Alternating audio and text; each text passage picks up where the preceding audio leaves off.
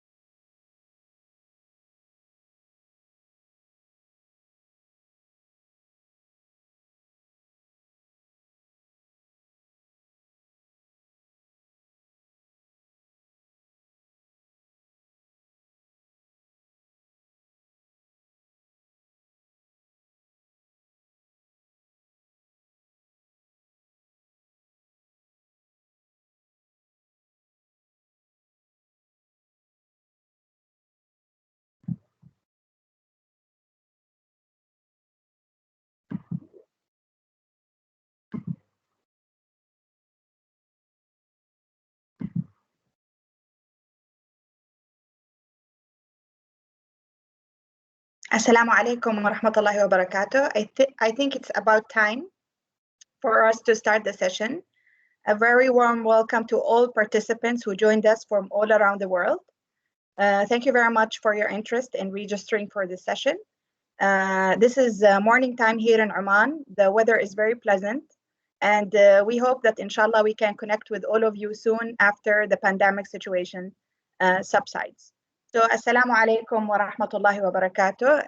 Again, a very warm welcome to participants who joined us from all around the world for the first series of the book and author organized jointly by the College of Banking and Financial Studies Library, Oman, and the Knowledge Management Center of the International Center for Education in Islamic Finance, known as INCEIF, Malaysia. We are delighted to present the first series on the book that is very significant today due to the vast adoption of financial technology, fintech worldwide. To talk a little bit about fintech, I'm not really an expert. That's why we called Dr. Muhammad Haziq, who we are very proud of.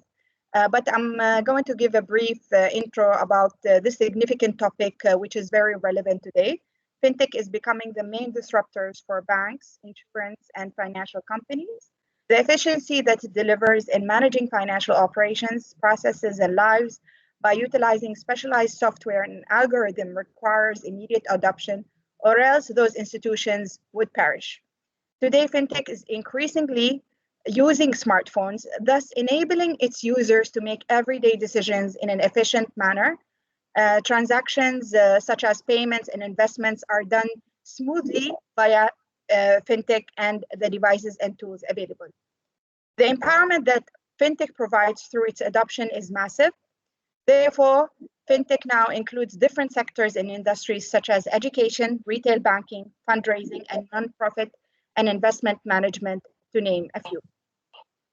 Modern day business depends on an intricate web of supply chains with procurement, supply, and the manufacture of products and services connected over great distances and from numerous places around the world. With the help of blockchain, artificial intelligence enabled environments can potentially have a major impact in virtually any industry.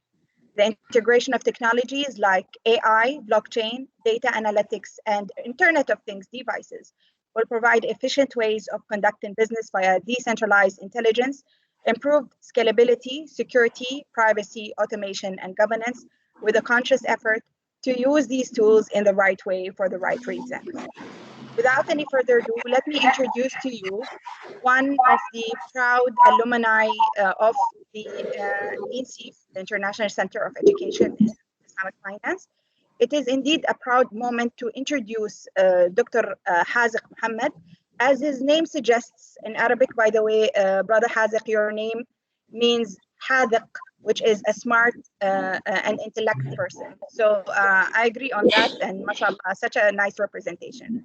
Dr. Haziq Mohammed is the Managing Director of Stellar Consulting Group. I hope that I have pronounced that well, and holds a PhD in Islamic Finance, which focused on behavioral research and decision-making analysis using experimental game theory. He advises and consults MSMEs, regional and multilateral organizations like UNCDF and national finance offices on various consulting projects. He also holds an MSc in Finance and BSc in Mechanical Engineering. His wide research interest concentrates on behavioral, theological, and technological approach to financial inclusion, poverty alleviation, sustainable practices, and the use of digital technologies to advance them. With this very brief introduction, I hope that I have done you justice, Dr. Haziq. The floor is all yours. Before we begin, I would like to share my screen, inform participants how they can manage the use of this particular platform, which is MS Outlook. If you would like to ask questions at the end of the session, you can raise your hand over here. If you would like to chat, you can click on this particular chat box and you can chat over here. Kindly unmute or at the end of the session, you can unmute yourself by clicking on this particular icon. And currently, we appreciate if you can mute yourselves for us to proceed and enjoy this particular session with Dr. Haziq. Dr. Haziq, mashallah, you have written a wonderful book. And of course, without any further ado, the floor is all yours. We are very much interested to have more knowledge about fintech, its adoption, and how we can use it efficiently and appropriately for the future, inshallah. Dr. Haziq, the floor is all yours. Thank you very much, Dr. Fatin, for the wonderful introduction. It is truly an honor for me to be here speaking to all of you. Even more so, I am the first guest for this book and author series, which is a wonderful initiative from CBFS, along with INCEIF's libraries at KMC. So I'm truly honored to be the first one and to be able to talk a little bit about my book, which is the second book that I've written on fintech, and we'll go through it slowly. Today's the time allotted to me is 2 hours. So what I will do is I would like to speak a little bit about the book and give a little bit about the background on why the fintech revolution has started, and why digital transformation is important for all sectors of the economy, not only finance. So I'll speak maybe for about an hour, and then I would like to open the floor to answer any questions for the next hour. I prefer an engaging type of session rather than, it's like a lesson where it's only a one-way, and I don't get to hear, the concerns or, the questions that you have, because I may be only looking at it from one side, but I like to hear questions from as many people as I can, especially from such an international audience as I look at the names that's on the screen right now. Okay, so first let me share my screen. I prepared a short presentation for today. Okay, can everyone see my screen? Yeah, Professor. Okay, Alhamdulillah. Alhamdulillah. Okay, this was the flyer that was wonderfully prepared by INCEIF and CBFS. And I wanted to give an overview of what I will cover today. For those who have been to the book launch, which was held by the publisher World Scientific back in, I think it was the 10th of December last year, you would have probably seen some of the material that I'm presenting today. But I think it's always important to start where everything started and to understand why everything started. So as I did in December, I'll start today with why the finance industry is being disrupted. And then we'll move on to why digital disruption is important. I think this is quite obvious to everyone. Every government, every education institution in the world is talking about digital transformation and how tech disruption is shifting the paradigms on so many economic sectors. You see a lot of syllabus and curriculum being modified these days because of the very importance of this digital transformation that we are seeing across the world. And it doesn't matter whether you're an advanced economy or you're a developing economy or emerging economy, everybody's talking about the same thing. The wonderful thing about technology is that it is a great equalizer.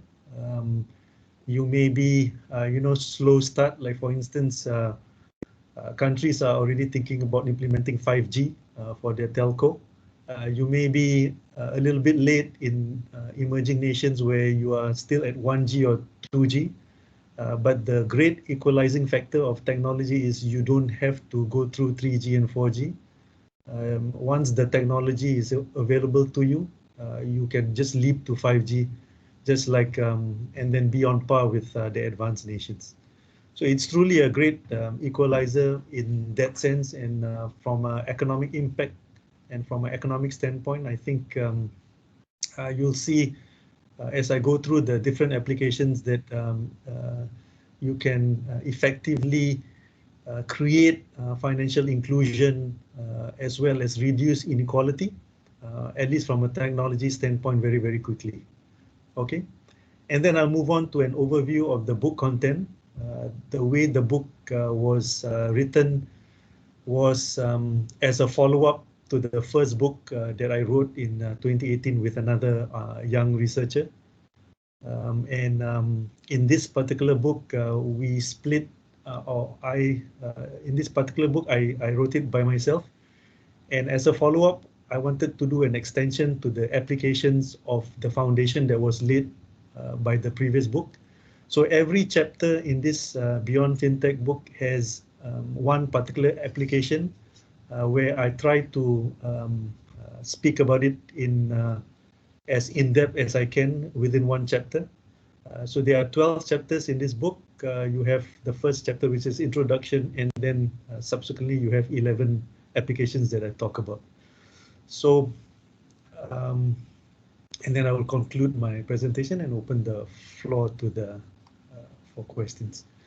The book also, this particular book also speaks about the economic sectors as wide as I can, because after the first book, which was called Blockchain, Fintech, and Islamic Finance, it was meant to lay out the tech use cases for Islamic finance particularly, and that was published late in December 2018.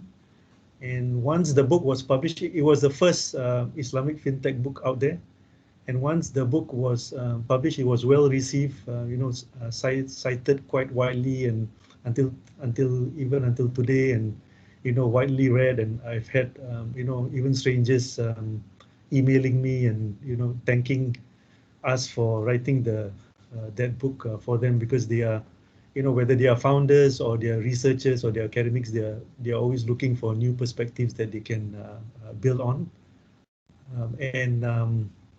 Since then, I felt that the conversation always revolved within or around finance. As an engineer by training, I have a bachelor's in mechanical engineering and I practiced for 10 years. We know that tech application is wide, right? We produce stuff in manufacturing and not only in financial services and financial products, but we build actual stuff, right? We build roads, we build products, we build phones, we build all kind of things that we use every day. And that conversation needed to be expanded beyond finance.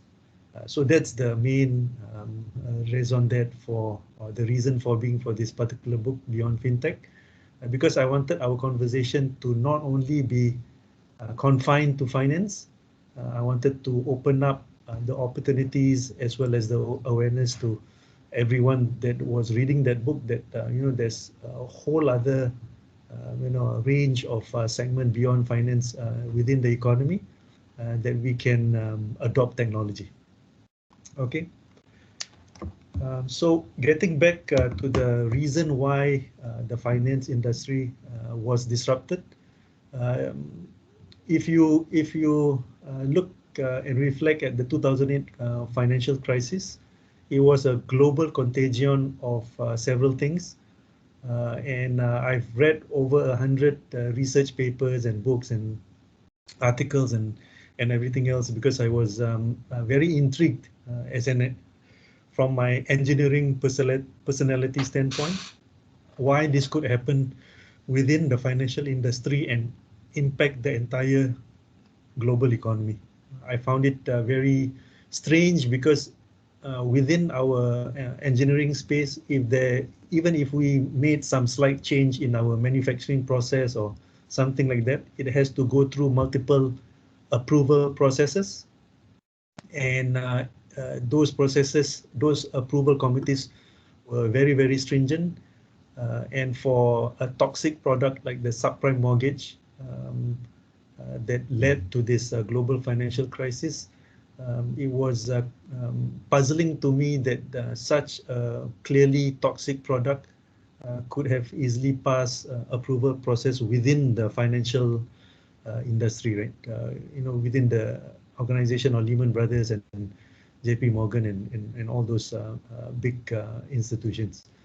So I took it upon, it was my interest, so I took it upon myself to find out exactly what went wrong. Not reading all this material that was out there in 2009 and 2010 and the years that followed the 2008 financial crisis. And to summarize, the three main causes that I found was number one, there was too much debt and or what we term in the finance industry as over leveraging, right? So leveraging is common, debt is common when you're running an organization, but the key term here is too much debt, over leveraging. So anything that you go to the extreme is not good, as the Quran has explained to us. We are always to live in moderation. Too much or anything can be detrimental to us, and too much debt definitely will be bad, not only for individuals but for corporations as well as nations. And then number two, deregulation, right? For competitiveness sake, governments around the world, starting with, in particular, the US, they have sort of deregulated their finance industry so that their banks could be competitive, because there was an onslaught of foreign banks coming into the US, the Korean banks, the Japanese banks, and they deregulated themselves to be competitive to those foreign banks. Okay, and then the last main cause for the global financial crisis we saw in 2008 was obviously the unethical and unrestrained behaviors that we saw, where people who were supposed to watch the financial industry, the ratings agency, the governments, and the people who were supposed to carry out their fiduciary duties, they did not do so for various reasons and things like that. So the reason why I bring this up was because in my mind, from an engineering standpoint, that technology is always a tool that can be used to help solve problems. So once I've identified the main root causes of the financial crisis, I start to think of ways to solve such problems. And of course, being an engineer, technology is familiar to me, and I start to think about the various forms of technology that's out there to solve such problems.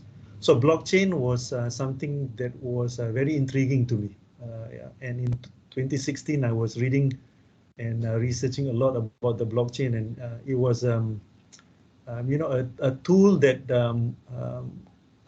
that could help mitigate the problems that or the problems that that gave rise to this financial crisis.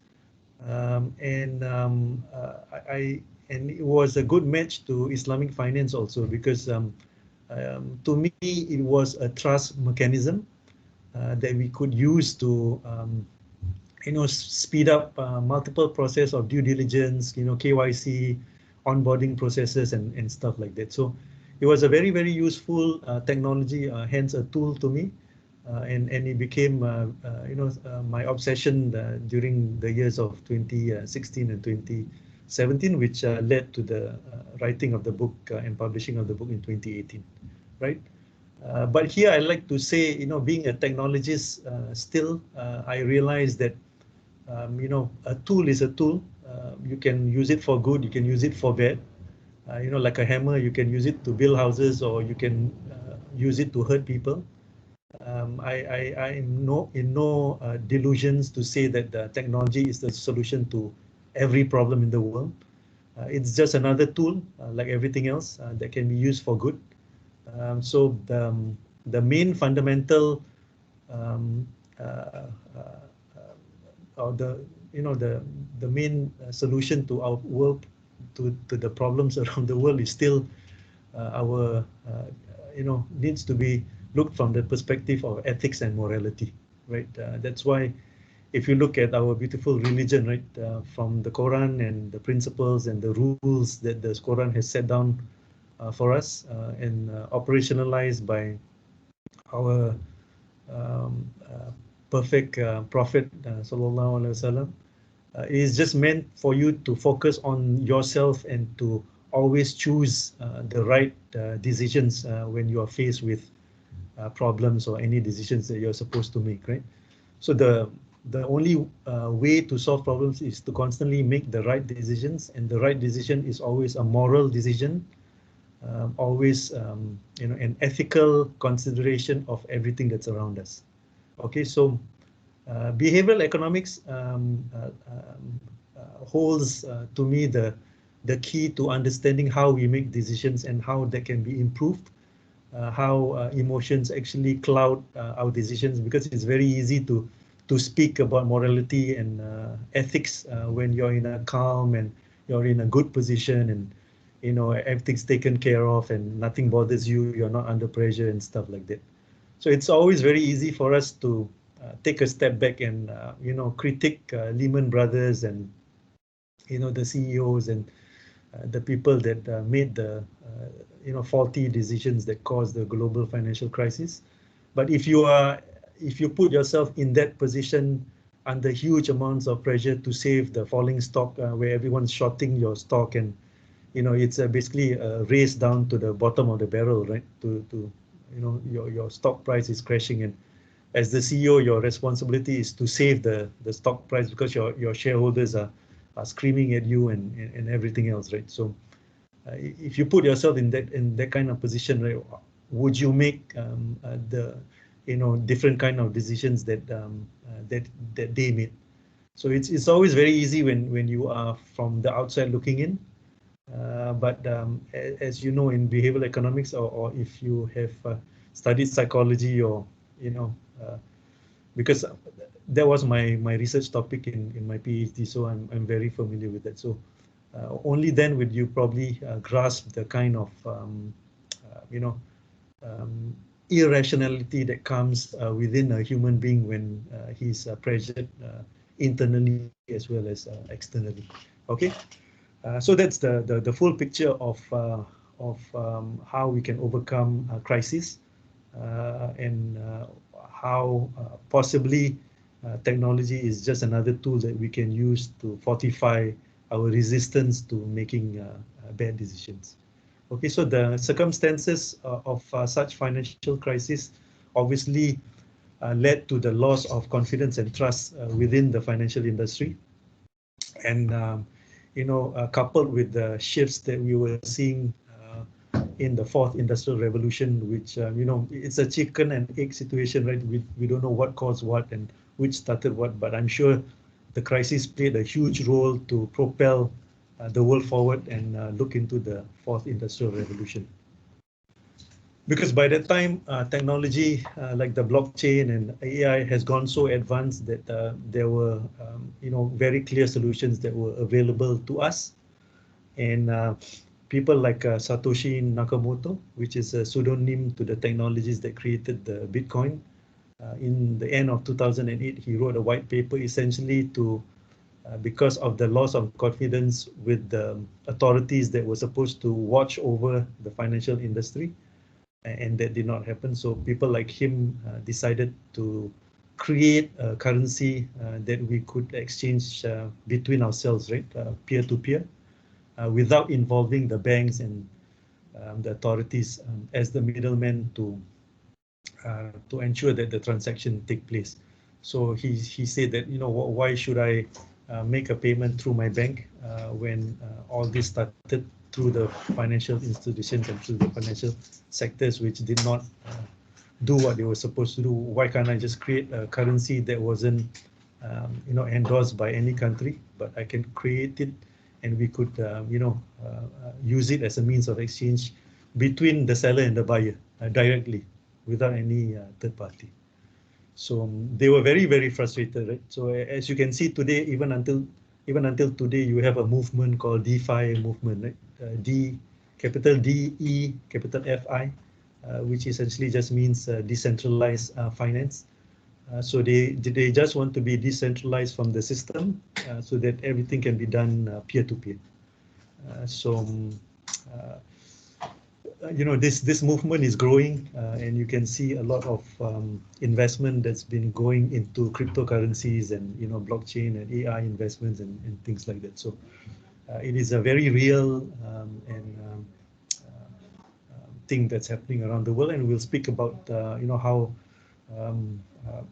the technology can come together from a mainstream perspective, because even the traditional financial institutions are adopting it, and we'll look at some of the applications as we go along today in the first hour. Okay, so why is digital disruption important? I think this is a no-brainer. Everybody knows that it's going to create better, faster, cheaper services. Everything is done on our phone these days, right? We just launched an app. We can transfer funds. We can pay people. We can scan QR codes to make payments. We can check on our balances. We don't need to queue up banks in banks or even in machines these days, right, to pay for our bills and things like that. So it is a very efficient way to conduct our daily activities, unlike before, right, where we were subjected to long queues and restricted to between operating hours, Mondays to Fridays, between 8 a.m. or 9 a.m. depending where you are at, and then it ends at 5 p.m. or 6 p.m. Right now we can do and check on our balances 24/7, even on Saturdays, Sundays, while we're waiting to pick up our kids from school or things like that, right? We are not subjected. We become more efficient. We become more able to do more wherever we are, whenever we want it. Okay, so AI and predictive analytics will be key to understanding and improving the use of big data. There's so much data that's being generated, not only today, but from before. It's just that from before, we never collected the data, right? Every movement you make, every swipe you make on your app is data, is consumer data. That's important to any businesses, right? So we did not collect it before, so we never saw it. But today, with AI and sensors and IoT sensors and everything else, we have huge amounts of data that's being collected like never before. This huge amount of data is called big data. Okay. And then we also, like we mentioned before, we have the blockchain that will enable unprecedented scaling capability. And the benefits of the blockchain is its immutability and traceability. So if you understand how the blockchain actually works, which we have explained in the previous book, it is essentially immutable means effectively it's tamper-proof. So for the hackers, it's very difficult for them to hack and to change information and to take over the blockchain because of the way the blockchain functions. First, for any successful hack, the hacker needs to know how many nodes there are that verify new information that gets added to the block of the chain of blocks. Hence, it's called the blockchain. First, so in order to hack the blockchain, they need to know how many nodes there are, and then they need to know where the nodes are. So we are in a cloud-based environment. All blockchains are built in a cloud-based environment, and they are on servers all around the world. There are so many multiple servers sitting in so many countries all over the world. So the blockchain developer decides where to deploy the blockchain. And besides him and his team, nobody else knows where, how many nodes he has specified and where the nodes are. So you need to, in some blockchain protocols, there is this 51% condition. That means you need to at least overcome 51% of the nodes that's out there for you to gain control of the entire blockchain. So it's a very very secure mechanism, very difficult to hack. Hence, you don't hear much of hacking occurrences within the blockchain. The cases that you hear are actually not the blockchain infrastructure being hacked. It's just the storage portion of the blockchain. So it's not actually the chain itself. So when you hear reports, you need to really understand where this thing has happened. It's usually in the storage where it's usually the carelessness of the owner itself. And then when you store valuable information, like, one Bitcoin, is worth now about 30 plus thousand US dollars. So if you have 2 or 3 of those Bitcoins and you careless in your storage, clearly something worth close to 100,000, if you have 3 coins, right, would be subjected or incentivize hackers to hack your storage. Okay. And then, of course, it fosters competitive advantage to the traditional organizations like financial institutions. So that it will help your organization if you adopt technology in AI and blockchain. It will help your organization to be very, very competitive. And if you don't do so, you would obviously be left behind, because everyone is doing it, right? Whether you're an advanced economy or an emerging economy, everyone is doing it so that you can scale faster, you can gain traction, you can increase your customer base much faster. Right.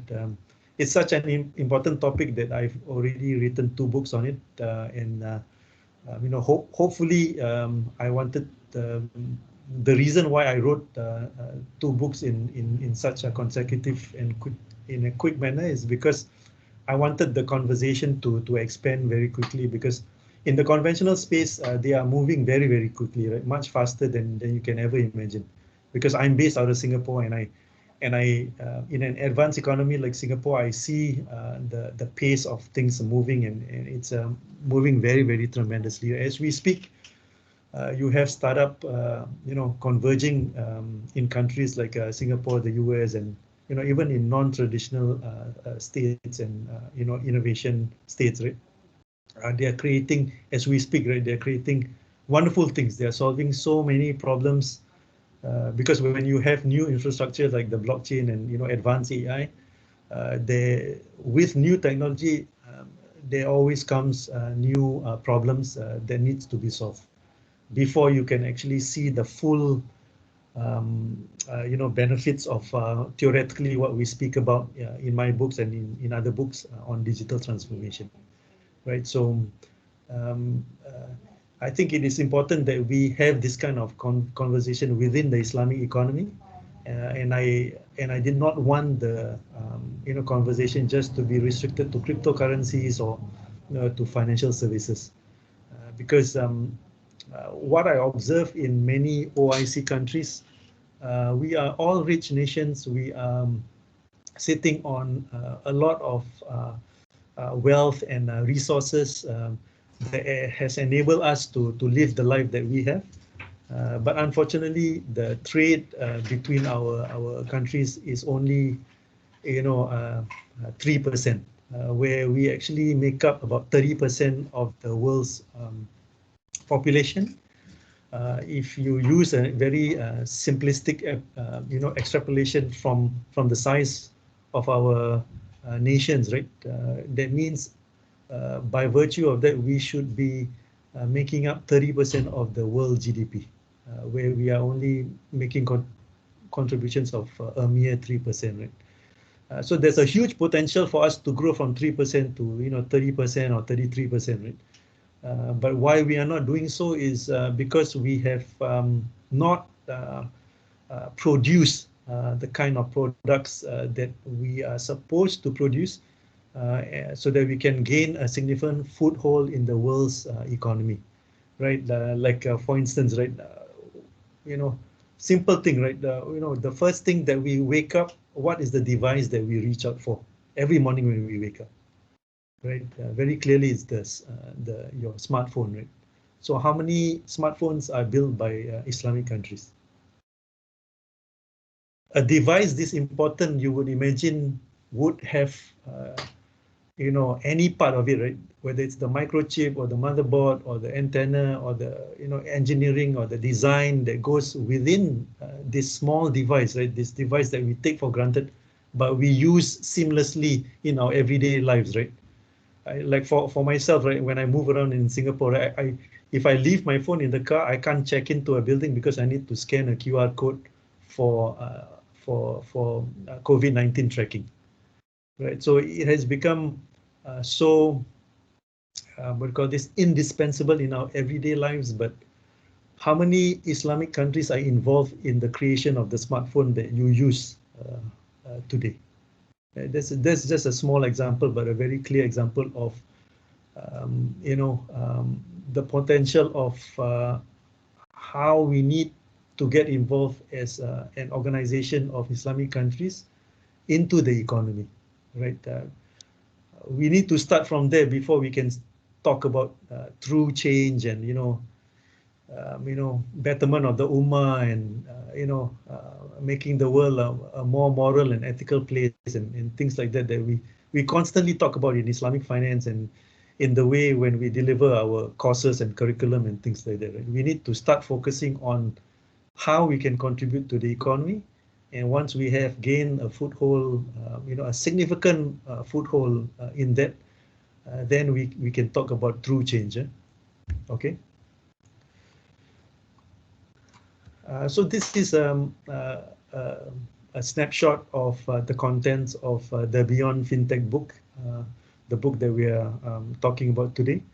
It has 12 chapters, as I mentioned, and let me go through the title so that it will prepare you with to what's coming, and then hopefully I can end my my session by 3 or a little bit over 3 o'clock here, and maybe 11 in Oman and in the GCC time, and then we can have a full hour of questions and a more engaging Q&A session.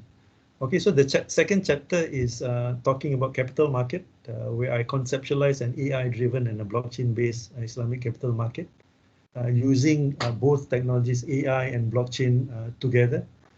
Because from an innovator perspective, from an engineering perspective, although theoretically or conceptually, when I explain things or concepts, I do it separately, like AI and then blockchain separately. But when you innovate and when you create an application, you use every technology that's available to you and you put it together. Okay, so in this particular book, you see the confluence of technology coming together to a specific application. So for chapter 2, you see the application of a capital market, where I talk about how you can create a trading platform, and then how the backend, which is AI driven with blockchain, or what we call as a DApp, decentralized app, where a blockchain-based environment is automated through an AI engine. And then you have a trading platform that's essentially AI-driven and blockchain-based.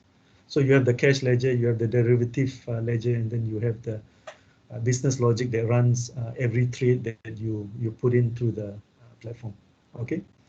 And then the third chapter is a digital sukuk issuance for business financing. So if you have followed my writing, I have published several digital sukuk papers or chapters. In one book that was published by the Ministry of Finance of Republic of Indonesia, I spoke about a digital sukuk issuance for what do you call this, social impact, right? But for this book, I use the same platform, but it's meant for SME financing or business financing. Why this is important? Because if you look at the sukuk issuance, right, they are restricted to, because of the high cost, it only makes sense to have a sukuk issuance of 500 million or and over, right, and above, right, a billion or 5, because the cost is so high that you have to issue high. If not, the economies of scale, you won't be able to benefit from that.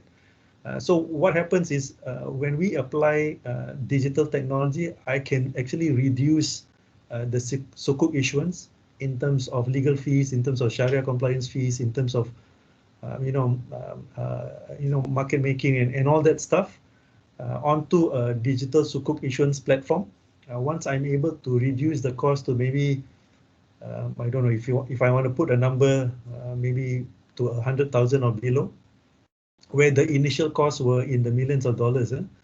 That means I can now reduce the sukuk issuance to 1 million or a couple of million. So that would be very useful for most businesses, because most businesses, especially if they're SMEs, they cannot afford to issue a sukuk that's 500 million. And this group of SMEs are the group that requires the most capital. So there's always a reason for innovation, and so this is another demonstration to how innovation can help the people who need them the most. Okay, and then the fourth chapter talks about how we can use AI and blockchain to manage portfolios much better. 5 is in the use of going beyond. To look about chapter 5 talks about claims processing in insurance, or in Islamic insurance we call as takaful.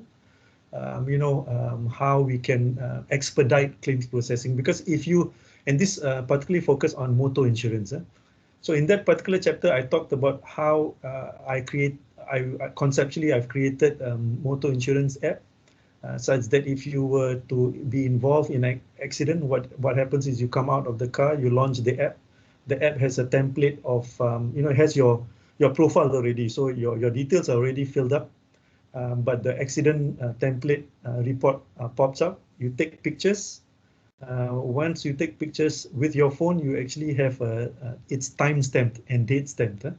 As you can see, if you check your pictures, you know exactly when you were at what time, and it's you can't change it, right? So you can't change your information anymore, because it's timestamped, and because some people, when they make reports, to benefit themselves, they try to bend the information or modify some information, right? So, but in this case, both of the counterparties, when they take picture of the accident, you have the timestamp and the date stamp, so there's no arguments anymore.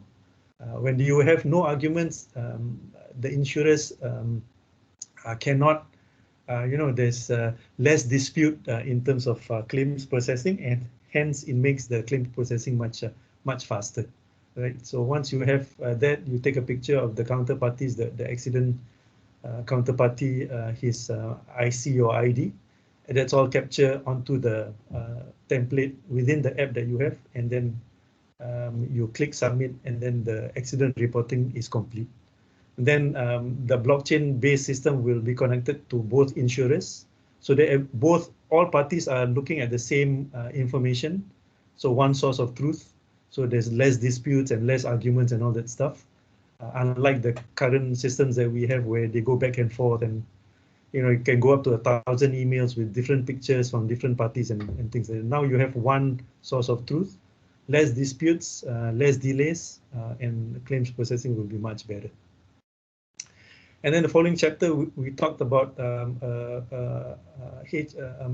management information system that is advanced for the medical industry, or for the healthcare management industry, where we use AI, blockchain, as well as IoT devices and wearables that can detect, heart rate and all that, and you can schedule appointment in a more efficient manner, cancellation and all that stuff, and you manage your X-rays and your medical records on the cloud, and how you can protect your healthcare privacy, and which we shall see later. So it goes beyond finance per se, although we started with some finance applications, and then I wanted to include medical conversation because we are now being locked down by COVID-19, and medical and healthcare, and this area has become so important in our lives, and we need to be talking about stuff like this and how tech adoption can help everybody. Okay, and then after that, the book also talks about a chapter on supply chain management, particularly in halal chain management, because today Muslims are commended for being very aware about the halalness of the food that they ingest. So we are now speaking about halalan toyiban, right? So not just halal, but we are talking about toyiban of the halal process. So we look at every aspect, how we manufacture, how we handle, and how we pack our foods, and how we do research, and we have extensive DNA type of investigation by the Sharia committees that want to halal certify the food products that we consume and things like that. I think this is very important because if you look at, if we all agree that how COVID-19 started with the consumption of bats and mishandling of food and stuff like that. So halal toyiban supply chain management through AI, blockchain, and IoT would certainly be helpful in prevention of future pandemics, and be able to trace to where you all started, right? Because right now everything's a blur, right? You have different parties, making different information because we don't have a clear of how it started and where it started. But in a blockchain system, you can trace it very clearly, and especially when you enhance it with AI and IoT, where you have IoT, Internet of Things sensors that can sense and detect stuff very quickly. And then this is a very important chapter, which personally I think is very important because I started my career. My first job was in manufacturing, and there's a lot of technology adoption from that space. And this chapter actually talks about the factory of the future, how we can create cyber physical systems. That means you create a digital representation of a physical product that you produce, and then you can actually monitor as the product wears off and how it fails and things like that. So this can all be feedback so that to the designer, right, to the initial state of designing of the part, when how the product fails at the back end when it's actually deployed. So very cool stuff, but very complex to implement, and but this is the challenge of for the engineers today. So they, this is to give you, to the reader of this book, to give you a glimpse of how things can become like when you create a car or you create a bicycle or a motorbike, right? Which parts fail first and how it fails and how you drive it and all that stuff. So it gets feedback into the cyber physical system, and then you can improve the next version of the car much quicker. Okay, and then after that we return to finance, where I talk about the central bank digital currency. Effectively, cryptocurrency, there's a lot of confusion and misinformation because people use blockchain and Bitcoin and alternate coins and tokens and everything interchangeably. So I wanted to specifically talk about a category of stable coins, which is the central bank issued digital currency, which I think can gain massive traction and adoption by the masses because it's guaranteed by the government. And in doing so, I needed to dissect the different types of formats, and then discuss about the pros and cons and the implications and the effect to cash, effect to how it's going to change the financial landscape. So we needed to have that kind of conversation just for central bank digital currency. And that chapter, I think, covers that a lot. I had this chapter proofread by Prof. Abbas Mirho because he is, a well-renowned scholar and a top-tier macroeconomist from the IMF. So I wanted him, and he was he was and still is my mentor. Right? So I wanted his feedback on that, and he obviously liked that chapter also. So so it's something for us, for the readers to also look at perhaps. And then of course we cannot forget social finance, right? So I apart from wakaf endowments and obligatory charity of zakat, which is compulsory, right? We have to give zakat every year and all that. I also wanted to touch on faraid, right? Inheritance, which is very important, but frequently, not included in Islamic finance programs. But based on what I know about inheritance, I wanted to show conceptualization of how tech can be applied to even inheritance program within the social finance ambit. Okay, and then the last two chapters was essentially to talk about RegTech and SupTech.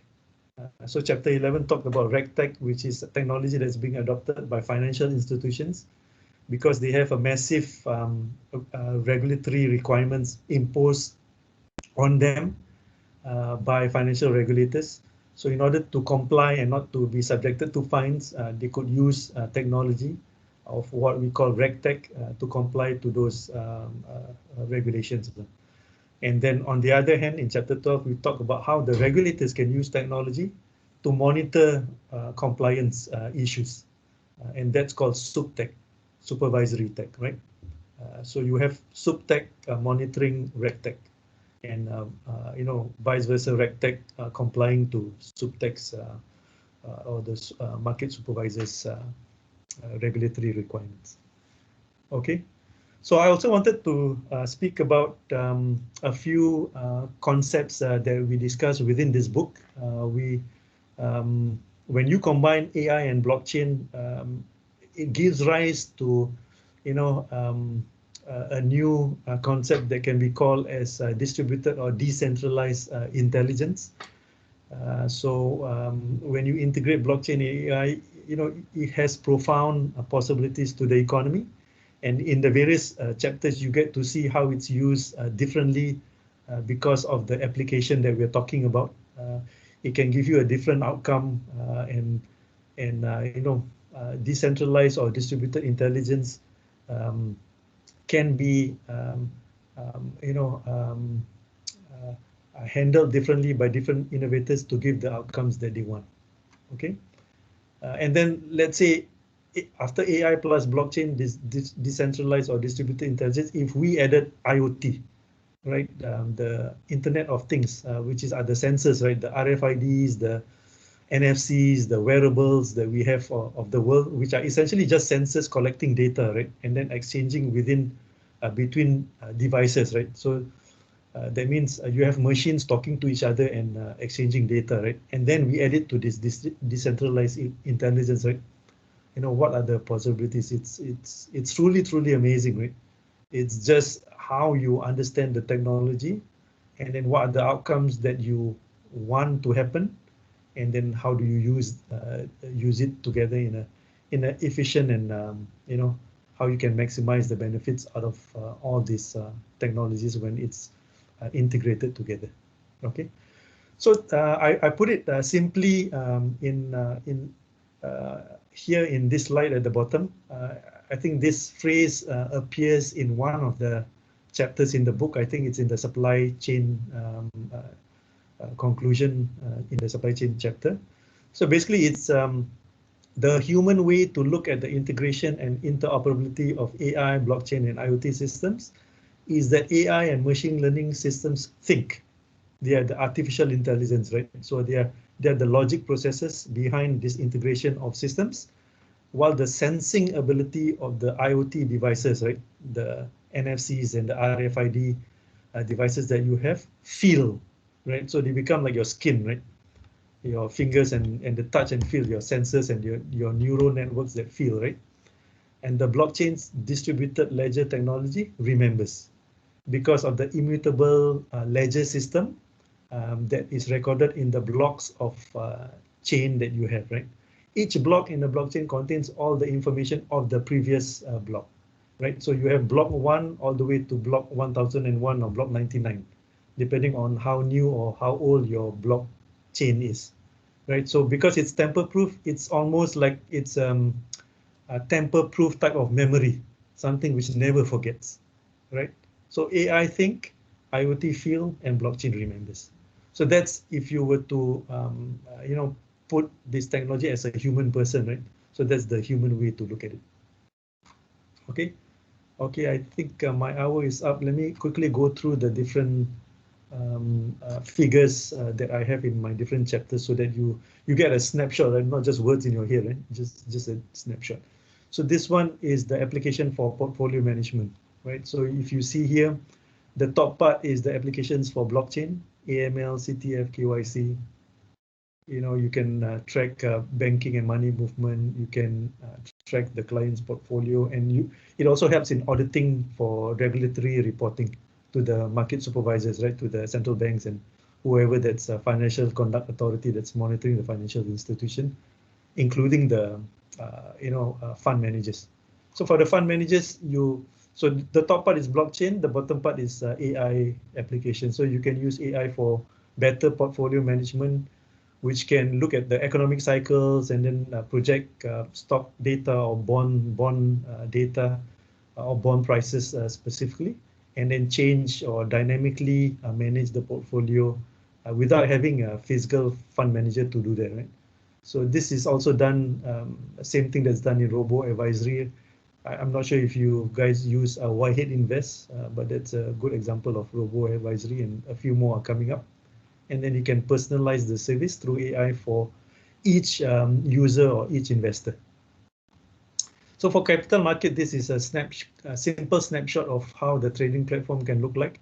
So you can have, 2 individuals or more individuals getting on a platform that's built on this AI and blockchain platform. Every order is encrypted through a smart contract. It goes through a process logic module, and then this guy will execute the order according to whatever instructions that has been captured within the smart contract, right? So it's connected to the asset ledger, cash ledger, derivative ledger, and all of them are connected in the background to give you the outcome that you require. So you will improve, asset servicing, treasury operations, derivative transaction.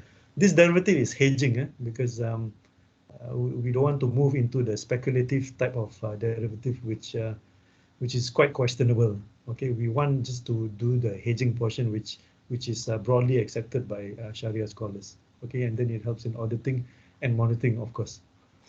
And then these are the CBDCs. So here, this is just to give you the different categories of cryptocurrency which people get confused all the time. So you have a digital form of the fiat currency, which is called the digital sovereign fiat. And then you have others, which is the evolving, and you have stable coins falling into this category. And then you have this cryptocurrency where you have the alternate coins and you have tokens, right? Yeah. So and then under tokens, you have the different category of tokens. You have equity type of tokens, you have hybrid tokens, you have security tokens, you have vote tokens, and you have utility tokens, which make up 80% of all the universe of tokens that's issued. So that's a different type of conversation. In my chapter, we only talk about this central bank issued currency, which is a category of stable coins.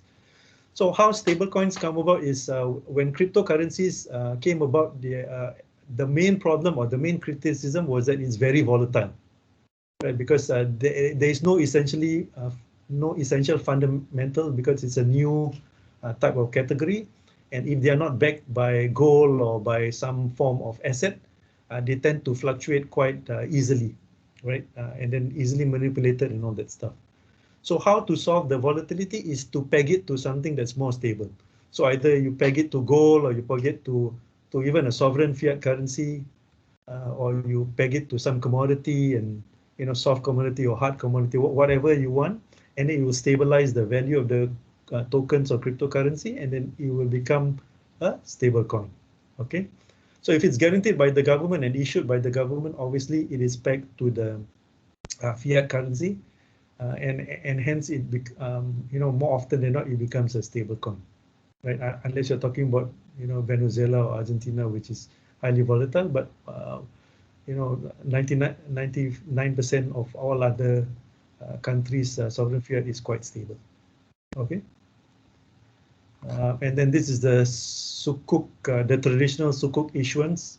It takes up to 3-4 months process to get the various approvals, to get it rating, to get it to submit to the Securities Commission, to to issue the information, the prospectus, right, for investors, usually institutional investors, to come in to invest. So this one takes a long time, but if you convert to a digital system using an Ethereum protocol or Ethereum system, you can essentially cut it to very, very quickly, and then you can also issue it to the primary investors, and then if they need to trade this sukuk for more liquidity, you can always list it in the crypto exchange, right? Create a crypto secondary market through a crypto exchange. Okay. Can you mute yourself if you're not, if you're just coming in? And then also this is like the supply chain management, right? Within the supply chain, you can see it goes through so many processes, right? Within the entire supply chain is intricate, very, very complex. You have so many sub suppliers, and even in the supply chain finance, you have different exporter, importer, bank, and you have so many people in betweens, right? So if you put it on the blockchain, it's very easy for you to track from farm to fork, we call it, right? From the farm to the table, right? So you can actually, in terms of pandemic crisis or bird flu or mad cow's disease, or whatever outbreak you call it, right? If it was on the blockchain, you can actually trace back to the small group of chicken or cow or camel or whatever that was infected, so that you don't have to kill the entire what do you call this livestock, right? It is definitely a more humane and a more efficient manner. Can you imagine if you are the farmer, right? And they trace that the pandemic started from your farm, and or the outbreak started from your farm, and because they couldn't trace, they had to kill your entire livestock, right? They will essentially destroy you. But if you if it's tracked by through an IoT device that's linked onto the blockchain, right, and censored through every animal, right, then you can actually, track to a smaller group and more concentrated group, and the livestock that's not affected can continue. Okay, this is the snapshot of the motor insurance claim system that I talked about earlier. So you see the different insurers that are linked onto this platform. You have the adjuster, because every insurance claim needs to go through the insurance adjuster to assess the claims. And then you have the garage, which is the workshop that is supposed to work on the damage. So everybody's connected in one single version of truth that will expedite the entire process. Okay. Let me wrap up in 5 minutes, and then we can have 45 minutes of Q&A. So this is the still within the insurance claims processing. This is a study done by Boston Consulting Group. You can see that in terms of time, right, it will take only 30% of the time, and it will take on cost only 20% of the cost. So to put it another way, it will be 70% faster and 80% cheaper if everything were to migrate to a blockchain system. Okay, then for the HIMS, or the healthcare management systems, or what I call as electronic healthcare records keeping, or EMRs, electronic medical records keeping, it means the same thing. This one is an example of giving the patient full control of his medical records, right?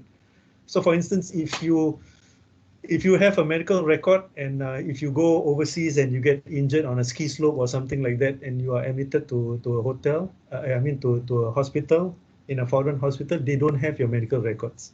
But if your medical records in the form of EHR or EMRs, right, it's stored in the cloud, and you can actually give access to the foreign hospital to access your historical medical records, so that they can do retrieve whatever information they need, so that they can take whatever actions they need to take for your particular injury. Right, that would be a very, very efficient system.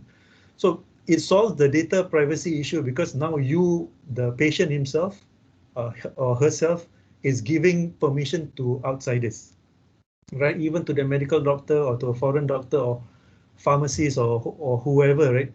That needs to access their medical records, right? So they give the permission.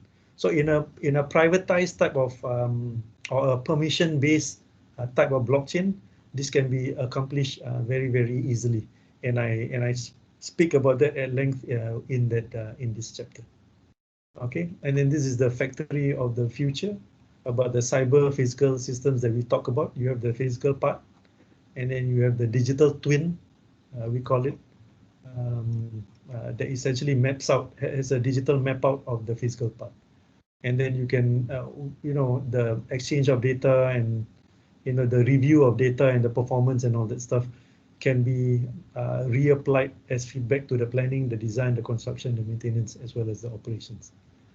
Wonderful system. So here you see IIoT, right? So IIoT means Industrial Internet of Things, right? So within the manufacturing floor, you have the different devices actually talking among themselves, right?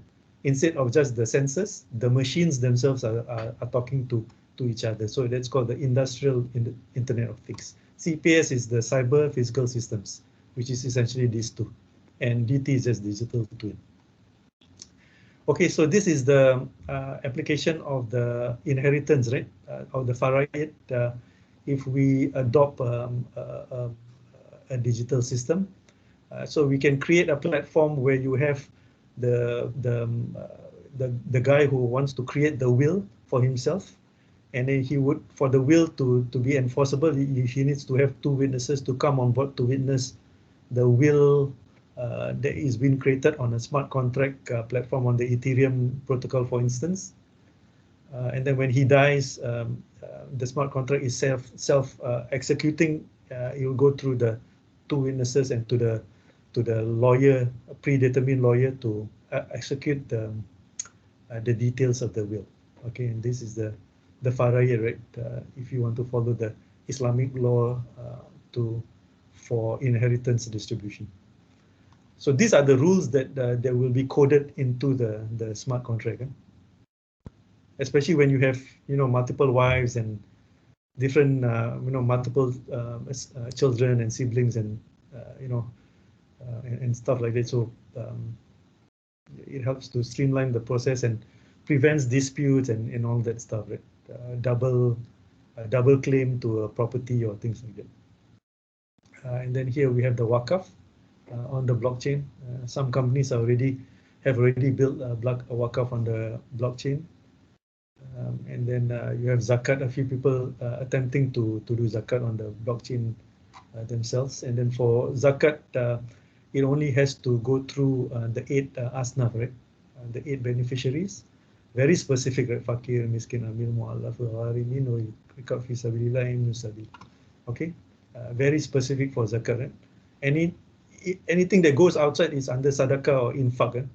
For zakat monies, it should only go to these 8 beneficiaries, and we can monitor through the blockchain that is actually delivered to only these 8 asnaf. Okay, so any technology will have its limitations in terms of technology, business, regulations, especially. If you're a founder, you're very familiar with this, right? Regulation is the hindrance today, but as regulations get better, things will get better.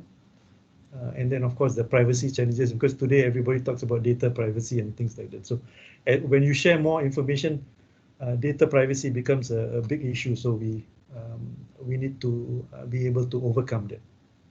Facebook, Mark Zuckerberg, is being called up by their Senate, in the US, questioning the kind of information that he's retrieving without people knowing, right? WhatsApp, Facebook, and all that stuff. So these are things that technologists and big tech firms need to overcome. Okay.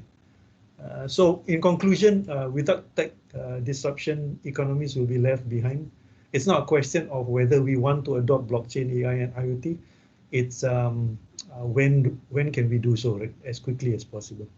Okay. Technology is only an enabler, as I mentioned as a disclaimer right at the beginning of this conversation that we're having. We are morally responsible to decide how ethically it should be used. And this is the reason why we have Jannah and Jahannam, right? Because it will question every deed that we did while we were alive, right? So everything has to be moral and ethical, right? Essentially, Muslims don't have much choice when it comes to making the right decision, right? There is no choice but good, right? We have many options, but the choice is always to do the right thing, okay? And then we need to always remember why disruption started. We shouldn't lose the faith, especially when we are holding important decisions, right? When we are CEOs, when we are regulators, when we are in those places of importance where we are supposed to carry out our fiduciary duties, right? Even as a father, as a leader within our own small group, right? We have a responsibility to not lose the trust and faith that is being placed on us by virtue of our expertise or by virtue of our position, because the most just leader is the star, is like the star that shines in a dark night, right? So the responsibility that sits in our shoulders is immense, especially when we know what technology can do and all of that stuff. Okay, so digital disruption will actually create more jobs than it will displace, because I get this question a lot when I speak and when in panel sessions and places where I'm invited to speak. The WEF report, a few months ago, proved that in every industrial revolution, there are jobs that get displaced, but they create more jobs than they displace. Okay, it's just that as human beings, we need to understand the shift, train our people to be equipped for the new jobs that are waiting for them, and then equipping themselves for those kind of jobs, because if they continue to do the menial jobs that robots can do, then they will be displaced, right? So you need to understand how AI works. You need to understand how marketing works in this new age, right? How social media has changed the face of marketing, right? Gone are the days of newspaper and radio and TV type of advertisements. Everything's online right now because everybody's on their phone, checking into Facebook, Twitter, Instagram, and stuff like that. So that's an example of how tech has changed the marketing landscape. You need not necessarily have to be a coder to position yourself in a good position for the future, but it helps if you know coding. But um, social media marketing is a good example of you just understanding how Instagram works and how Facebook works and how Twitter works, right? You don't need to know how to code. You just need to know that these are the ways that people are reaching out to their new customer base. Okay, so that's one example. And then yeah, I wanted to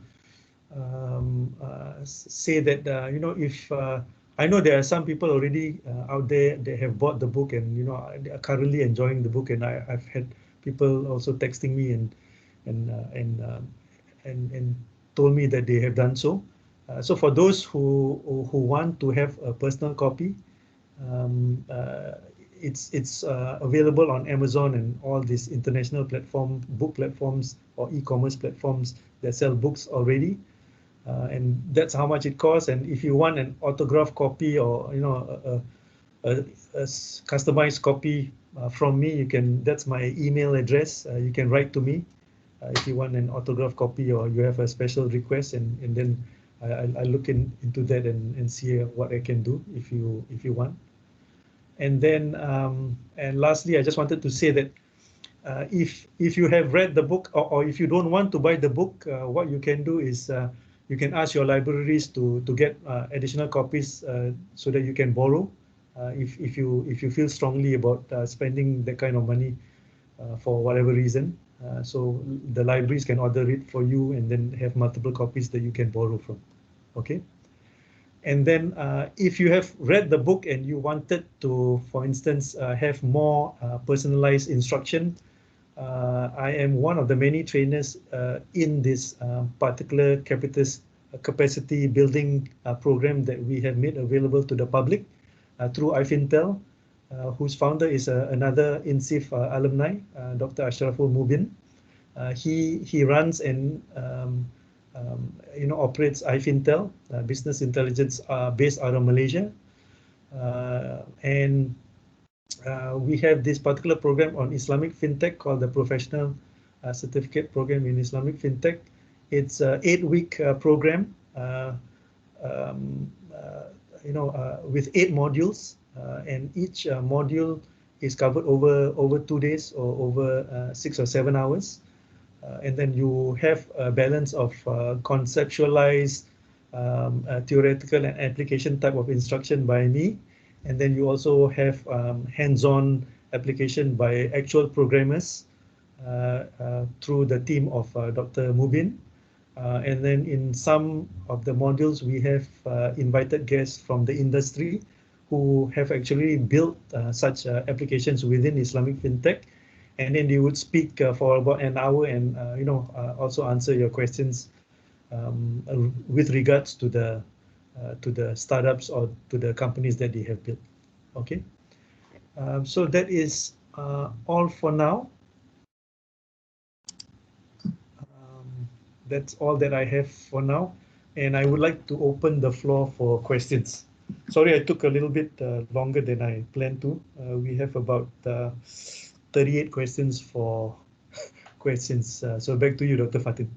Jazakallah alf khair. Such an insightful session, mashallah. Beautiful applications that I have seen. And I wish that I would like to see actually more of these applications implemented worldwide. So far, before I'm going to open the floor to the participants to ask, I have a question for you. Yes. I'll take the liberty of taking the first shot over here. Is, sure. Fintech is really focusing at the moment in terms of its ecosystem on payment. And the applications that I have seen is, as you said, on waqaf, on wasiyah, on charitable activity, on zakat, on halal economy, is still not really encapsulated in that particular manner that we wish for. So in future projection, when do you think this could be happening? Is it like 2, 3, 5 years? When do we think that this, fintech is supposed to be for, bridging, and it's very efficient, but then the steps and initiatives is not really there at the moment. So when this will happen? Okay, very, very good question. I'm involved from the basis of an advisory role to some startups that want to accomplish this. I know firsthand that the main obstacles that they face is that the technology is already there, right? The blockchain is there, AI is there. We can build a platform, no problem. The problem is, for instance, if you are building zakat systems, you have to work and speak to the zakat institutions. Because only depending on which country you are from, in order to mitigate risk of public money going to places where they are not supposed to go, you only have very few approved zakat institutions where they can collect zakat money. So speaking to such very, very traditional institutions take a very, very long time, because we are engaging with people who are very set in their ways of traditional collection and things like that, which happens throughout the entire Islamic community. It's not specific to different countries, right? Even in so-called advanced economies in Singapore and places like that, we have to speak to organizations that have people that need time to understand the technology, need time to be convinced that blockchain is truly a mechanism of trust, that there will be no leakage in public funds, that it is able to implement the system that says that it will funnel to those 8 particular asnaf and nobody else, and meet the Sharia requirements and stuff like that. So the bottleneck or the delays are working with the people who are behind such organizations. In terms of technology, like for Wasiyah and things like that, we can actually build the platform and deploy it already. But for Wasiyah, in terms of the legal and contractual framework or the legal framework, we have to lay down rules or have agreement between jurisdictions that if there are any disputes within the smart contract, which jurisdiction will be enforced, right? If it was clearly stated within the smart contract, then no problem, right? But in cases of dispute, right, do we have an international arbitration center to resolve disputes that is created on a smart contract? Because the problem is the codified terms and conditions on the smart contract is not currently recognized as legal pros in the court of law. So we have to transform our Sharia courts or our common law courts in Malaysia, which has a dual system, right? You have Sharia contracts still being deliberated in a common law court, So we need to have this, ancient courts of law that needs to be updated with, being able to deal with disputes when it comes to smart contracts which are digital. So many infrastructure problems that's holding us back, but from a tech standpoint, it's already there. Wonderful. Thank you so much. So let me go back to the participants. Apology, I took a chunk of time. If you would like to raise a question, kindly raise your hands. And I see, if possible, if you can also open your camera, because, body language, I believe that Dr. Hazak would understand more this way. So I can see already one hand risen by, excuse me if I pronounced it wrongly, by Mr. Shoal Rafio. So please go ahead, unmute yourself, and if it's possible, if you can, open your camera as well.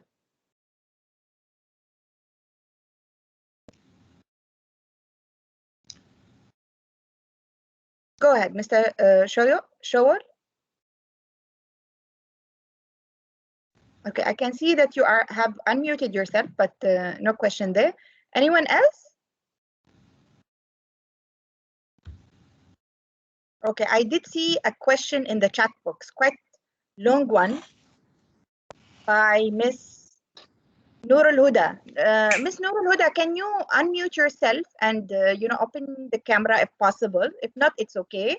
And ask Dr. Haziq your question one by one, because it's quite lengthy over here.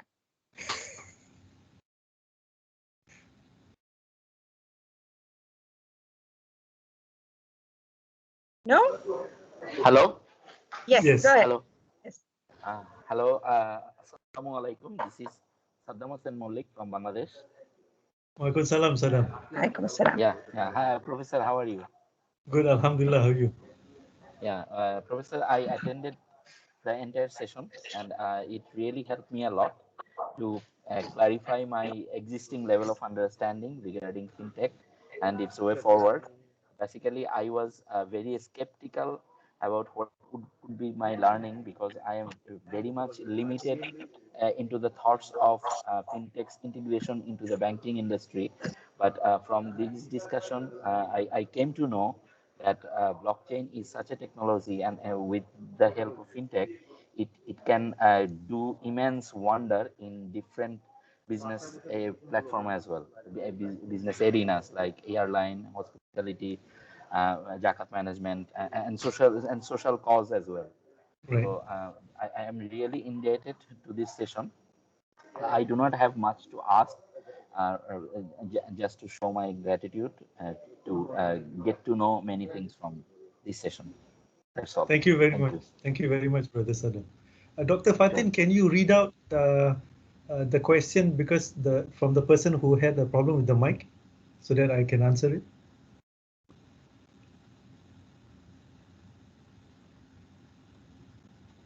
Dr. Fatin?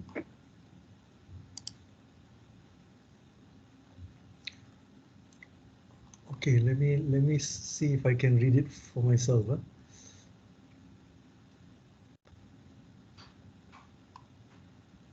Okay, let me start from the top.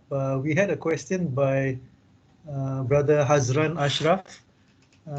He said that will one day cash money will be obsolete and replaced by cashless, such as debit card? If yes, how will the elderly generation cope with this? Okay, so if you read the chapter on CBDCs, right? In that, I deliberate four formats of the central bank digital currency. Okay, so one of the format is actually in terms of cash. That means in its ability that CBDCs would be so widely used that it may be there may be one scenario that it will actually replace cash.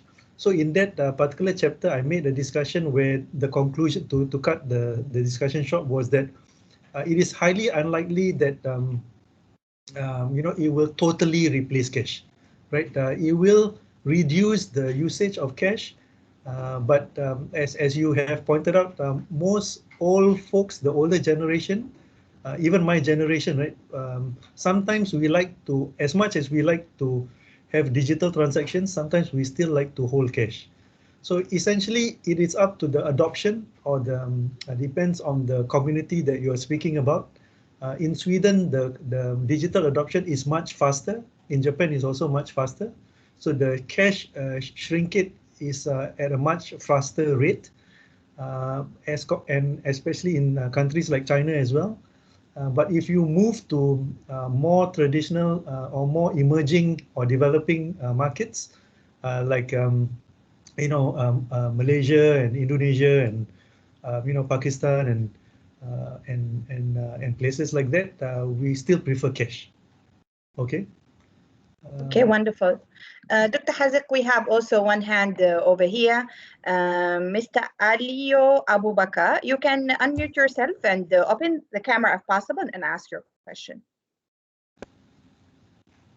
Please, Mr. Ali. Walaikum salam. I'm Aliyo Abu Bakar from Nigeria. Jazakumullah for this opportunity.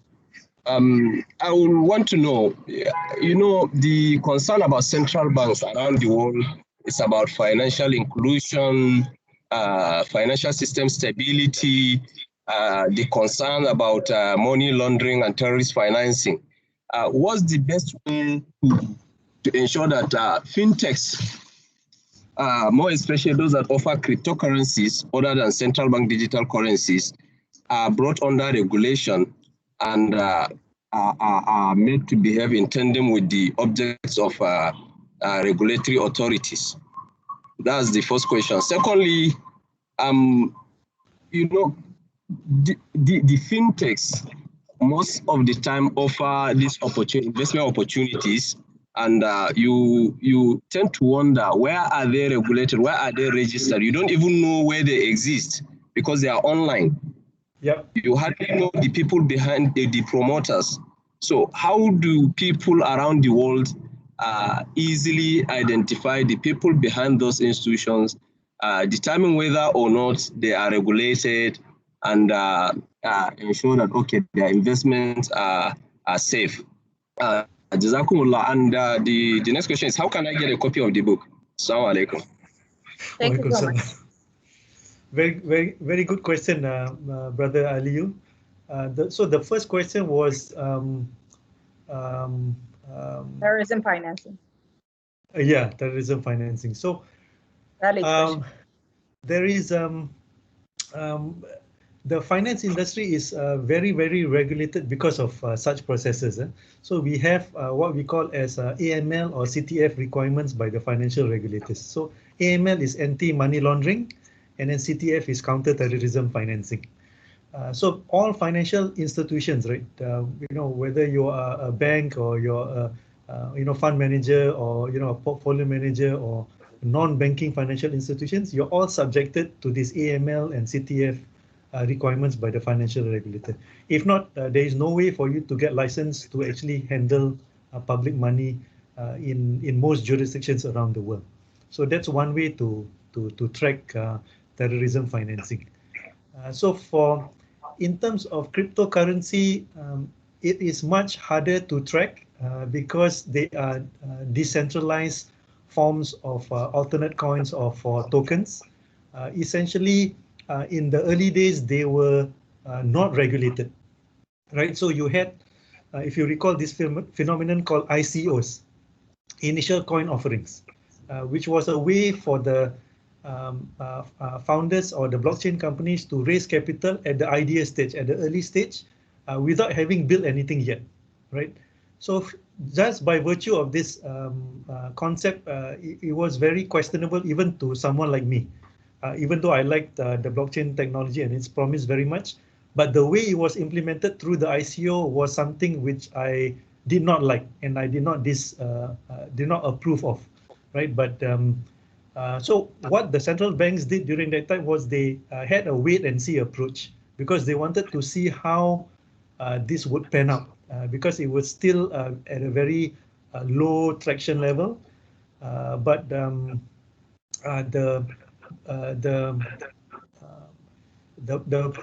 it grew very quickly, and then at one stage when the Bitcoin value crash and things like that, with all these other blockchain ventures start to crash with it, people started to report that ICOs are scams, right? Because the investment failed, and it's only intuitive to know that if an ICO, right, only at an idea stage and has no proven business model or no proven business track record, most of it are bound to fail because there's no substance to it, right? So when people start losing money, they report it as scams and things like that. So governments around the world had to step in. So they had to regulate an industry which was not regulated because it was so new to them. They didn't have the expertise to look at how the blockchain works and how the ICO works and things like that. Once there were too many complaints, they stepped in, and then now it's a better regulated environment.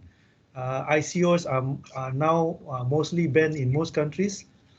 It has been replaced by what we call as STOs, securitized token offerings.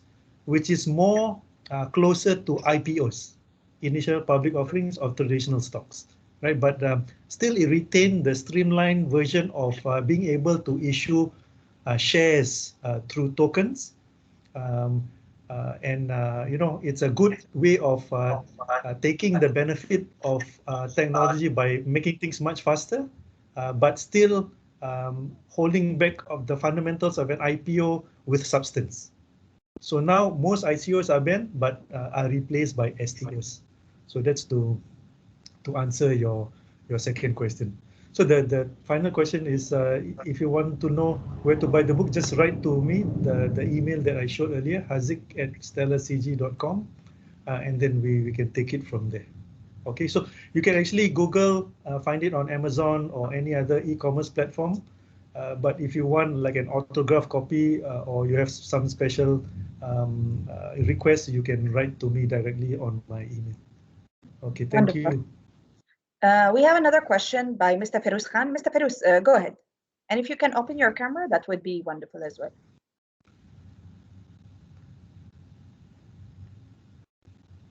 Mr. Ferouz? Yeah. Yes, go ahead. Can you hear me now? Yes. Yeah, thank you very much for giving me this wonderful presentation, and it was very informative. And thank you, Dr. Fatin, for facilitating this event. And I have one small question to ask from you. First, let me ask my question. When we look into the Islamic doctrines, mainly Islamic fundamentals and principles, it gives high value to the privacy of individuals. In modern economic contexts, it could be a household, say for example. Even children are supposed to take permission to enter their parents' room. It is mandatory to take permission to enter a person's house. This simple example shows that the maqasid of Islamic doctrine in the contemporary business environment. When it comes to fintech, in retail customer perspective, maybe retail banking, health or a car insurance, or in case of big data, what are the measures available in protecting the privacy of the customer and protecting the maqasid of Islamic doctrine of privacy? Could you please enlighten me on this perspective? Thank you very much. Thank you, Brother Ferouz. Very important question. Like I said, a lot of consumers are concerned about data privacy, and you have linked it very uniquely. This is the first time I've heard of someone linking it back to the privacy to the Maqasid Sharia of asking permission. So it has to be, from Brother Ferouz's perspective, it has to be a permission kind of transaction. So I think we do have such mechanisms in place already. Every time when you open an account, or on any e-commerce platform or on any digital app, what happens is they always ask you to fill up a form of TNC. Do you recall when you open an account or something like that, there's a TNC, which unfortunately most of us, we just scroll down because we are in a hurry to open the account because we want to buy something, or we want to start transacting. We scroll down very quickly, we just say agree to all, and then we submit, right? So that form is actually asking permission that when you enter or open an account with them, you are actually giving them permission which they have stated in that long, so-called like a contract, right, in the terms and conditions. So they do that, they actually do that, right? So they adhere in that sense to the maqasid by seeking your permission first before they collect all this data that they're collecting in the background on their customer, right? Okay. Thank you, sir. Thank you. So because Ms. Noor Al-Huda, she has a problem with her mic, so I'm going to ask the question for her. It is in the chat room and it's quite lengthy, so you can also view it to awesome. corroborate my, the question that I'm going to ask on her behalf. So how would you view the overgrowth of fintech much more than the incumbent financial institution? Please have to adopt a new business model, B2B, in which there is a collaboration between tech companies and FLS in order to leverage technology platform and IT infrastructure. Data shows there is more investment for IT infrastructure than human capital, which suggests the under-reliance for labor and over-reliance for machine learning. So this is question one. Okay. So Okay, they over on machine instead of the human capital, which I think this is a very classic argument on the employment, which you have also touched upon while you were presenting, Dr. Hada. Right. So every business today is going through a phase of what we call as a digital transformation. So if you are not going through if you're working in an organization that is not going through digital transformation, I think something is seriously wrong. So you have to approach or write an email after this to your CEO and ask him why. Because if not, your company will be obsolete within 5 to 6 years time. Right, so we have to have a digital version of our businesses because it gives us that competitive advantage. And since everybody is doing the same, it will help you not only compete but sustain your business. If not, your market share will shrink. Okay, so that's only natural. So when you go through this digital transformation, your IT, or formerly we call it IT, right? Your digital infrastructure will also change, right? Information technology or digital technology infrastructure will change. It has to be enhanced with greater capabilities with AI modules, and you have to be able to interoperability, right, with blockchainized systems, which gives you, a higher level of security and traceability and things like that. So your team has to work on such improvements from your infrastructure standpoint, but this is usually driven by your C-level executives, which is your CEO, your COOs, your CFOs, and your CTOs. Okay, so that has to happen first. Having said that, what I always tell, my classes, or whether it's public classes or the people that listen to my talk, is that one important observation that I've made is that, when in the 80s and 90s, where things started to get more automated, right? We have created within our organizations an IT department. So this guy connects, all your devices through WAN and LAN network, so that you can access internet and email and all that stuff, which we never used before.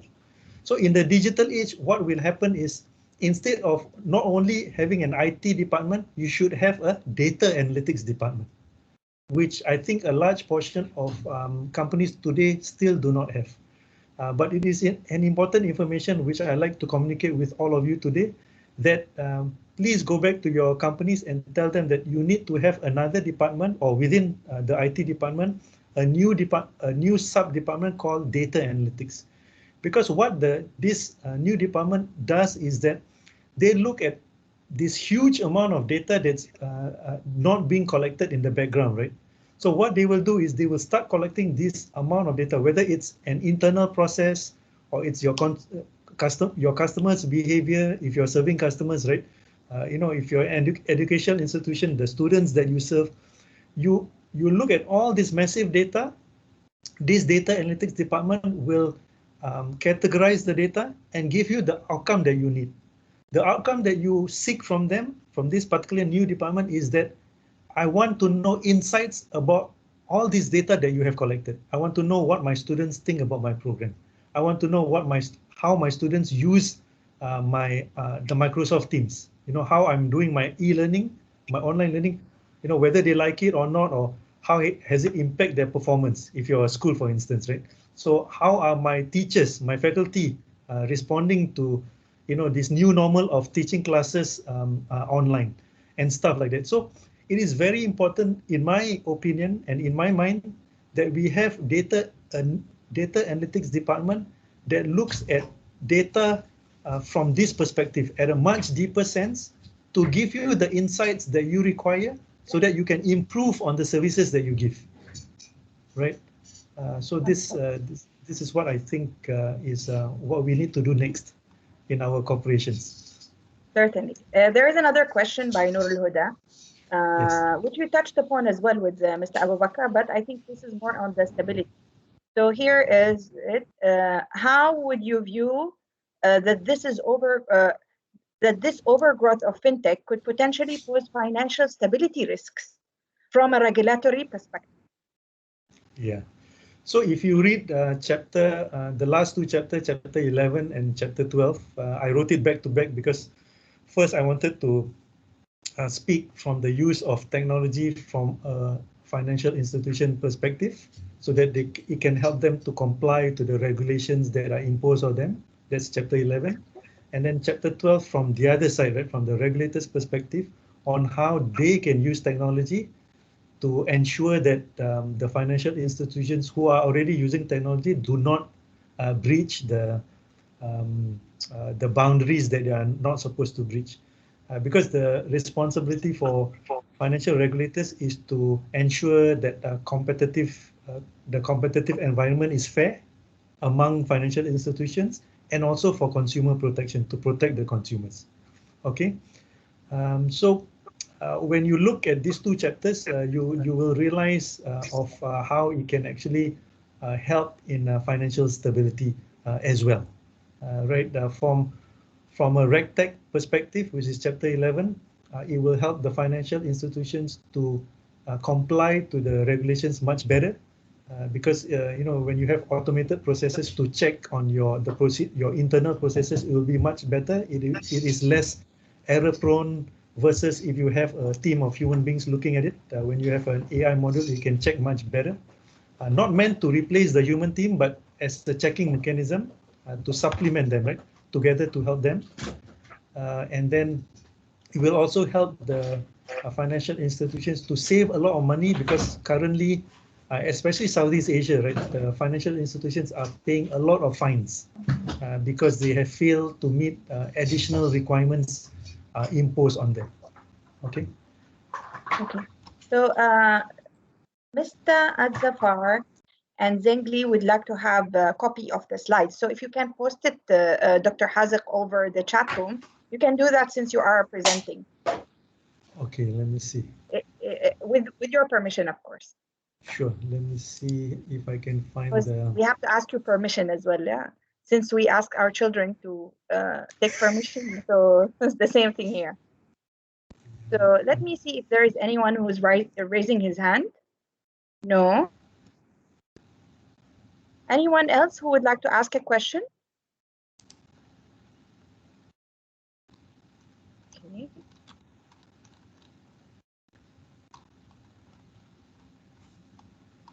I can see some more questions in writing.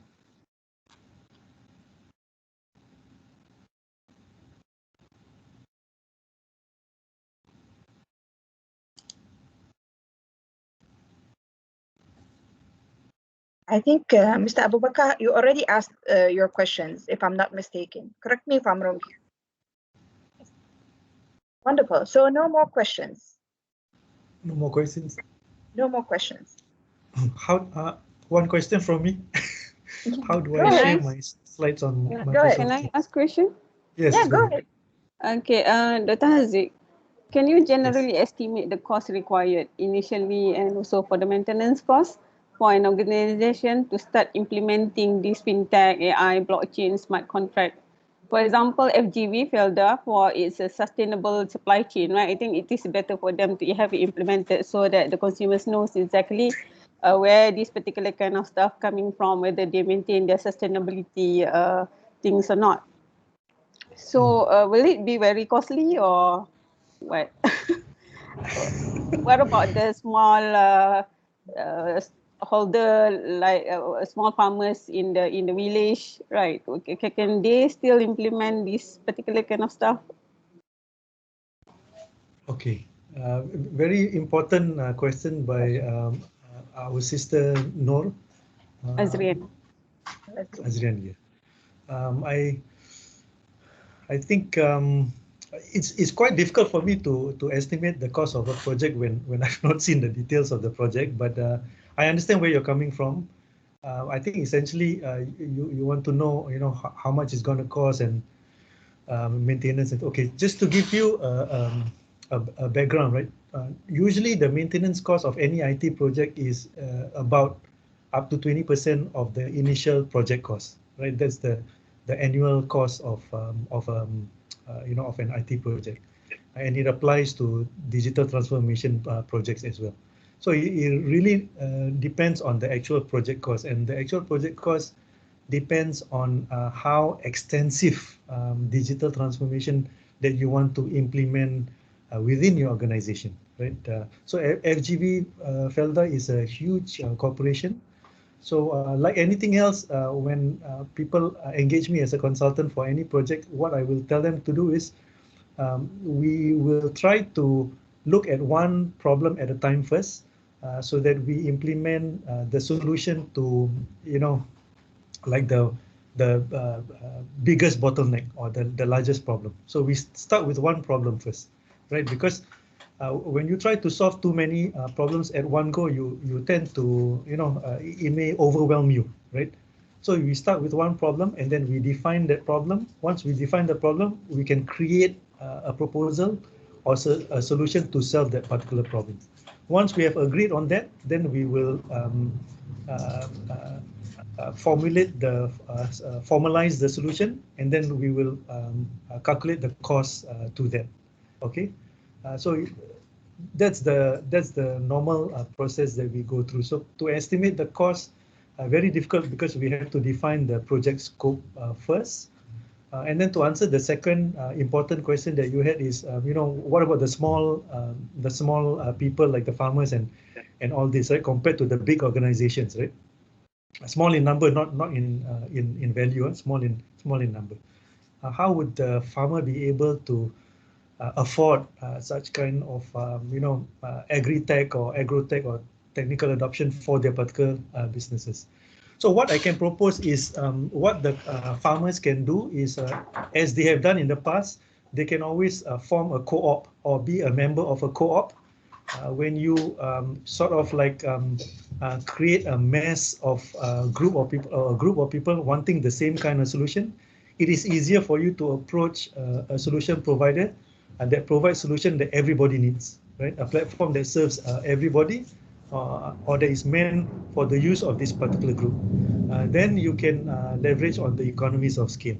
So instead of going in it individually, I think that's one way to work around the large cost problem. Okay. Many thanks, Dr. Hazem. Thank you very much, Dr. Haziq. So you wanted to ask a question, Dr. Hazem? Yeah, how do I share my file in MS Teams, because I'm not used to MS Teams. This is actually my first time using it. Okay. Well, what I usually do with my students is there is an icon here. Okay, well, why don't we do one thing, Dr. Hazaq, you can send it to me through email and we'll send it to the participants since they have registered. Yes. Okay, cool, awesome. So we'll do that after the. Inshallah. Okay, there is one question by Mr. Khadar, if I'm not, apologies for my pronunciation. How does your second book relate to the first?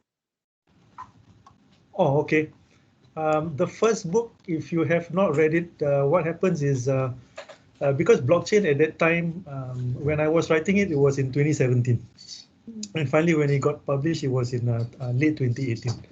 So when I first started writing it, it was still a new concept. And,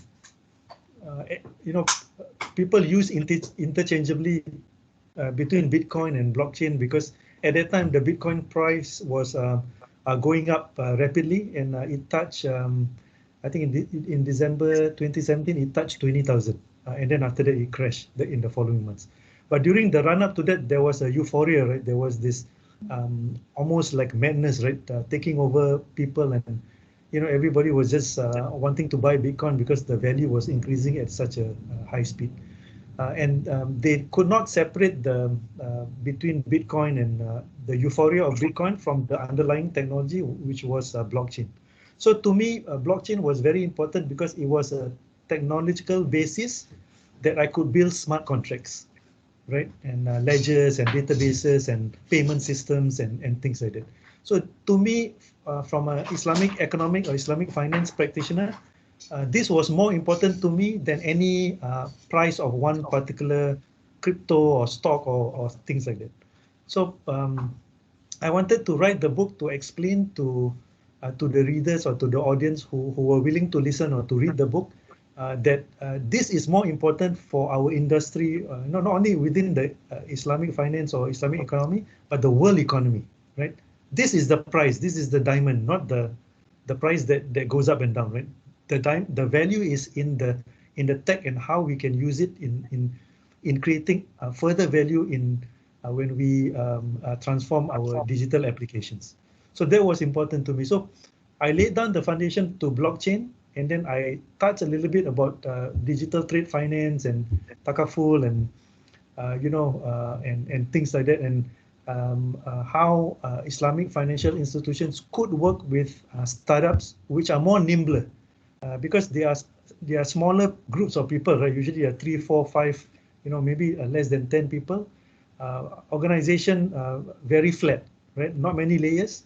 They can make important decisions, and usually they are younger and they understand technology very, very well, right? So they can move faster, they can create innovation quicker, as opposed to Islamic financial institutions which have multiple layers and much older people, older generation, older than even older than myself, although I'm already quite old already, but they don't yet grasp the technology to understand the advantages. So usually they will dismiss the value that technology can bring because they are only looking at the cost, right? I'll give you an example. I'll give you a clear example. After this talk, right? Please Google and look at Forbes listing, because there are many listings, right? I want you to do an apple-to-apple comparison. So just look at Forbes listing, okay? You Google the top 10 most valuable companies under Forbes listing for 2020 compared to the year 2000. And then you can keep going back 10 years, 20 years, you keep on going back, right? And then it will start to dawn on you, right? The top 10 most valuable companies in Forbes listing are all tech companies. 20 years ago, you have ExxonMobil, oil and gas, you have, some retail business and things like that, right? But today, right, all 10 are tech companies. That tells you that the big tech companies, every company that is working on technology is having the greatest value. So that is the incentive for us to adopt a digital transformation within organizations, because that's how you create massive, massive, massive value.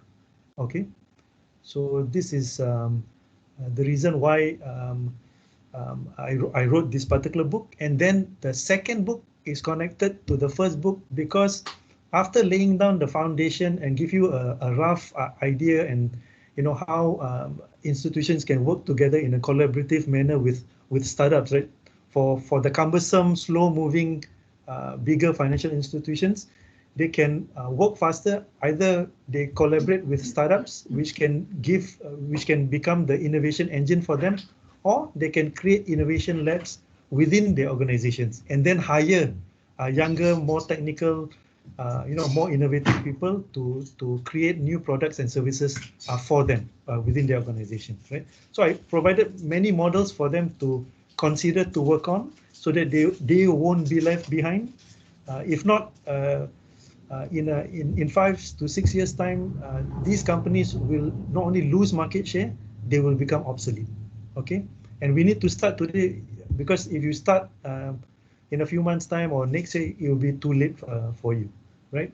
So the second book follows up by going deeper. Once the foundation has been laid down, goes deeper and goes into the direct applications, where I can pick out 11 most important applications in my mind, and then spend the entire chapter explaining to the reader how you can use technology to conceptualize these applications that will bring value for this particular application, for your industry, or for this particular application for that chapter.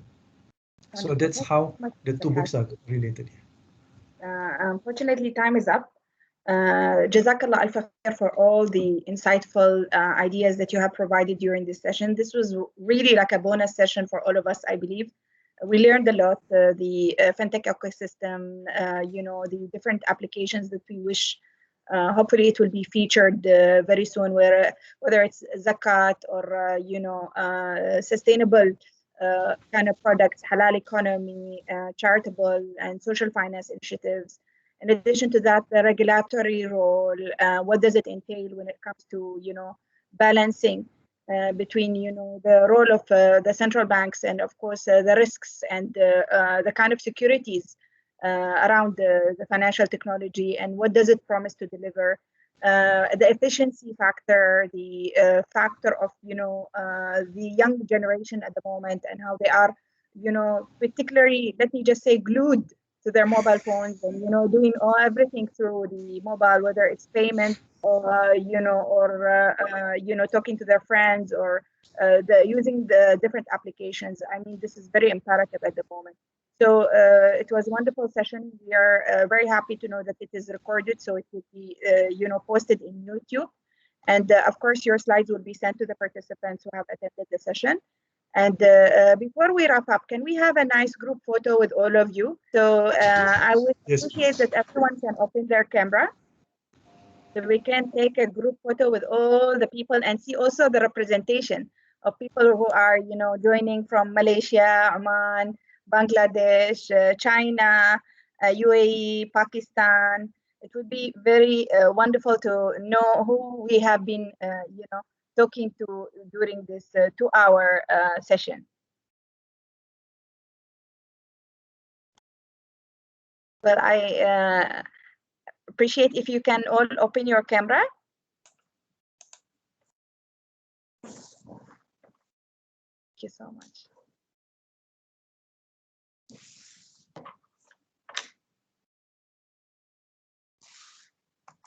For a group photo. We are a bit shy. Alhamdulillah. Wonderful. So don't be shy, don't worry. All of us are in our, offices or houses. Yes. This is Maznita, another INCEIFian, mashallah. Inshallah, wonderful. So I think, Husseina, if you can also open. Hi, Maznita.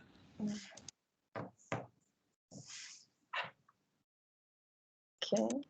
Wonderful presentation, Brother Haziq. As usual, mashallah.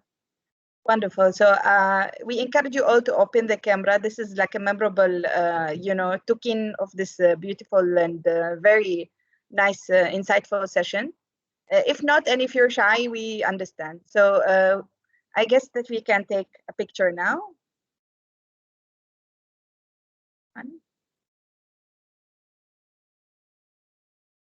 Just double check.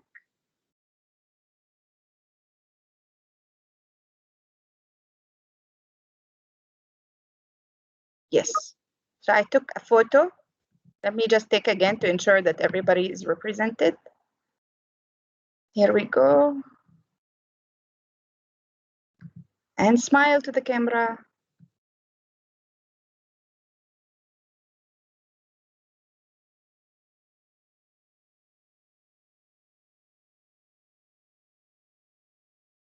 Wonderful. Thank you so much. Jazakallah al khair, Brother Haziq. It's been lovely to have you. And inshallah, we really hope that the pandemic subsides and we welcome you in Oman one day.